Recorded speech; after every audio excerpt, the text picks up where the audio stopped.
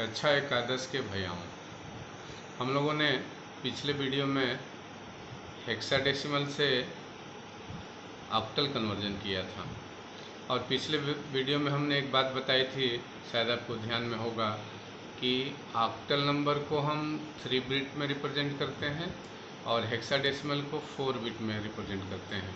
चलिए आज हम उसका रिवर्स कन्वर्जन करते हैं, यानी कि ऑक्टल से हम हेक्साडेसिमल में कन्वर्जन करते हैं। जैसे मान लीजिए कि 378 एक नंबर है ऑक्टल का, इसे हमें सीधे हेक्साडेसिमल में कन्वर्ट करना है। जैसा हम लोगों ने किया था कि इंडिविजुअल नंबर का हम बाइनरी निकाले थे, तो हम वह नंबर यहाँ लिख देते हैं 3, 7 और 8। चलिए इनका बाइनरी देखते हैं। 1, 2, 4। 3 का बाइनरी होगा 2 और 1 3, यानी कि 1, 1, 0। यह हम लिख देते हैं 0, 1, 1। 2 और 1 3, इन दोनों को जोड़ेंगे तो 3 का बाइनरी हो जाएगा।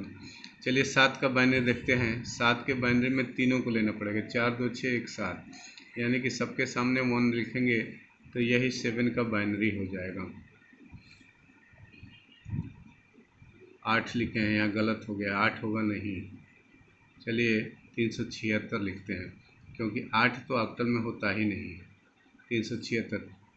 6 का देखते हैं। 4, 2, 6, यानी कि 1, 1, 0, 1, 1, 0। इस नंबर को हम लिख लेते हैं 0, 1, 1। 3 का, 7 का 1, 1, 1 और 6 का 1, 1, 0। जैसा कि हमें पता है कि हेक्साडेसिमल में 4 बिट रिप्रेजेंटेशन होता है, तो हम 4 नंबर्स का ग्रुप बनाएंगे। तो पहला 4 ये हो गया, दूसरा 4 यह हो गया, और ये लीडिंग 0 बच रहा है तो इसको छोड़ देंगे। अब ये देखते हैं किस नंबर का बाइनरी है। 1, 2, 4, 8। यह है 1, 1, 1, तो तीनों पे 1 रख देंगे। 1, 1, 1 और 0, यानी कि 8, 4, 12, 2, 14 का बाइनरी है। और यह तीनों पे 1, चारों पे 1 है, यानी कि 1, 1, 1, 1, यानी कि 8, 4, 12, 12, 2, 14, 1, 15 है। ये 15 का बाइनरी है। तो 10 को हम ए लिखते हैं, 11 को बी लिखते हैं, 10 को ए लिखते हैं, 11 को बी लिखते हैं, 12 को सी लिखते हैं, 13 को डी लिखते हैं, 14 को ई लिखते हैं और 15 को एफ लिखते हैं।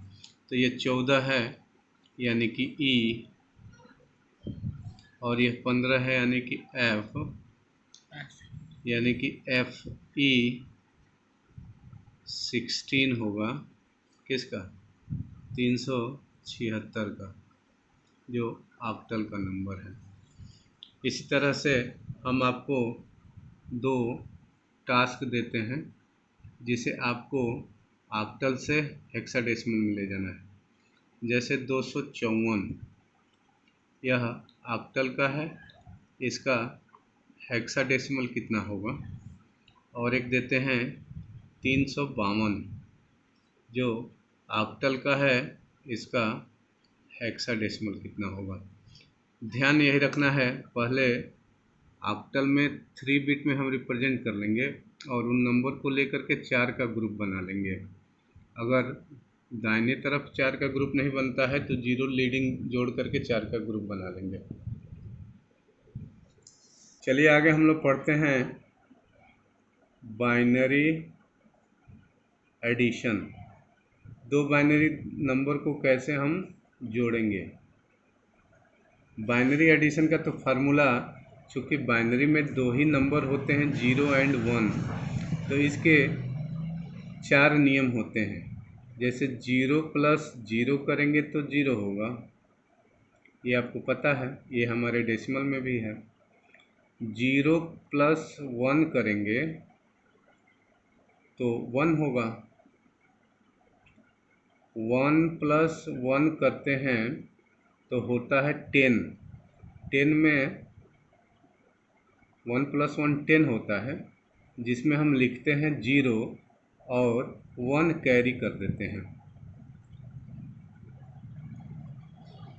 और 10 प्लस 1 11 होता है, तो जिसमें 1 लिखते हैं और 1 कैरी चला जाता है।